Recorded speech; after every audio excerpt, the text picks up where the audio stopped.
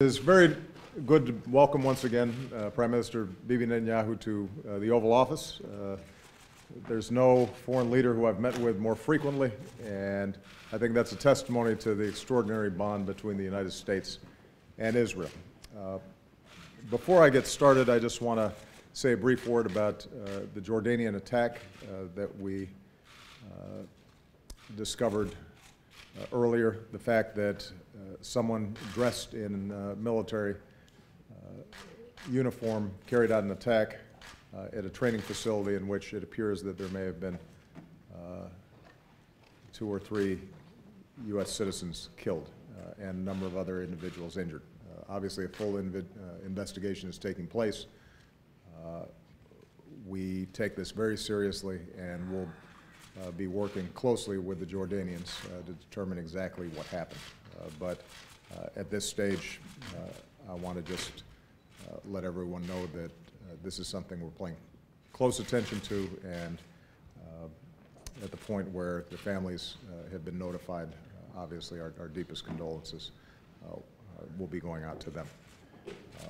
I also want to extend my condolences to the Israeli people on the passing of former President Netanyahu. Obviously, he was an important figure in Israeli politics, and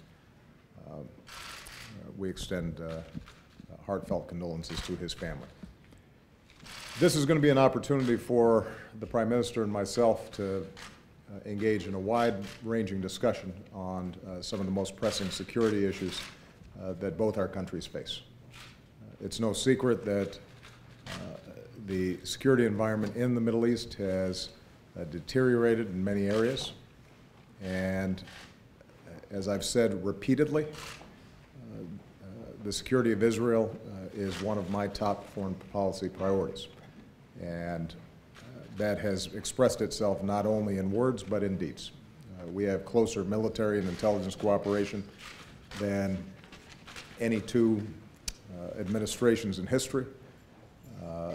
The military assistance that we provide, we consider not only an important part of our obligation to the security of the State of Israel, but also an important part of U.S.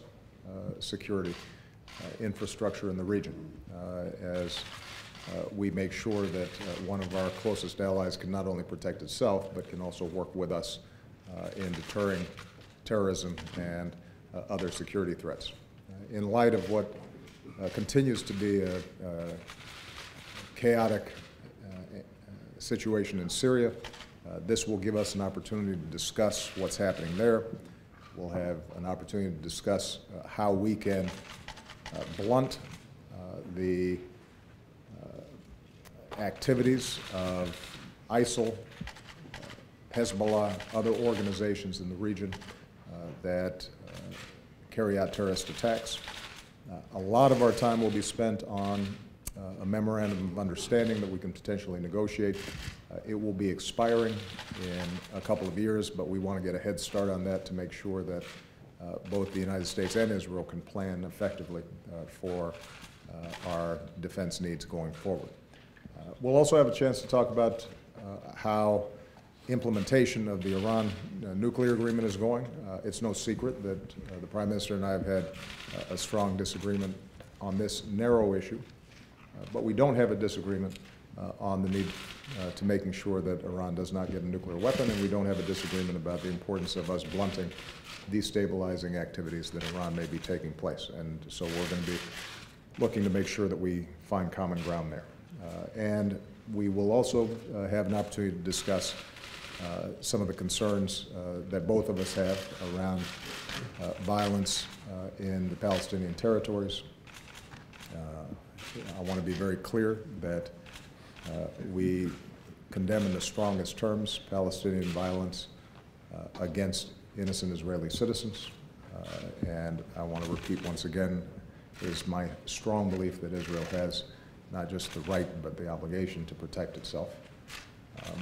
I also will discuss with the Prime Minister his thoughts on how we can lower the temperature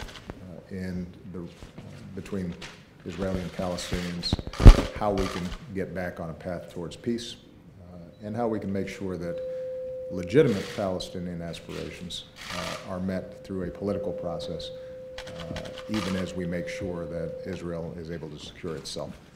And so there's going to be a lot of work to do with too little time, which is why I will stop here and just once again say welcome.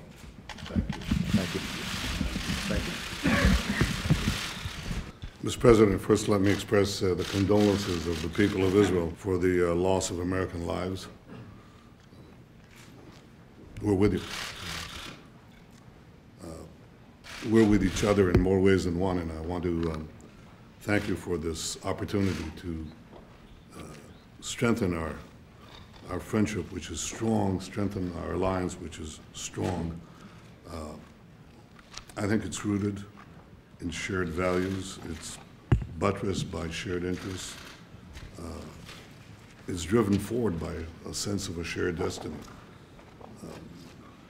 We are obviously tested today in the instability and insecurity in the Middle East, as you described it. I think everybody can see it with the savagery of ISIS, with the aggression and terror by Iran's proxies and by Iran itself, and the combination of turbulence has now displaced millions of people, has butchered hundreds of thousands, and we don't know what will transpire.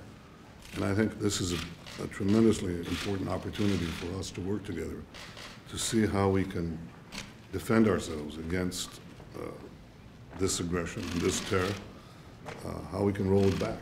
It's a daunting task. Equally, I want to make it clear that we have not given up our hope for peace. We'll never give up our hope for peace. And I remain committed to a vision of peace, of two states for two peoples, a demilitarized Palestinian state that recognizes the Jewish state. I don't think that anyone should doubt Israel's determination to defend itself against terror and destruction, but neither should anyone doubt Israel's willingness to make peace with any of its neighbors that genuinely want to achieve peace with it. And I look forward to discussing with you practical ways in which we can lower the tension, increase stability, and move towards peace. And finally, Mr. President, I want to thank you for your commitment to further bolster Israel's security in the memorandum of understanding that we're discussing. Israel has shouldered a tremendous defense burden over the years, and we've done it with the generous assistance of the United States of America. And I want to express my appreciation to you, the appreciation of the people of Israel to you, for your efforts in this regard during our years of common service and what you are engaging in right now. How to bolster Israel's security, how to maintain Israel's qualitative military edge so that Israel can, as you've often said, defend itself by itself against any threat. So for all these reasons, I want to thank you again for your hospitality, but even more so for sustaining and strengthening the tremendous friendship and alliance between Israel and the United States of America. Thank you very much, Mr. President. Thank you.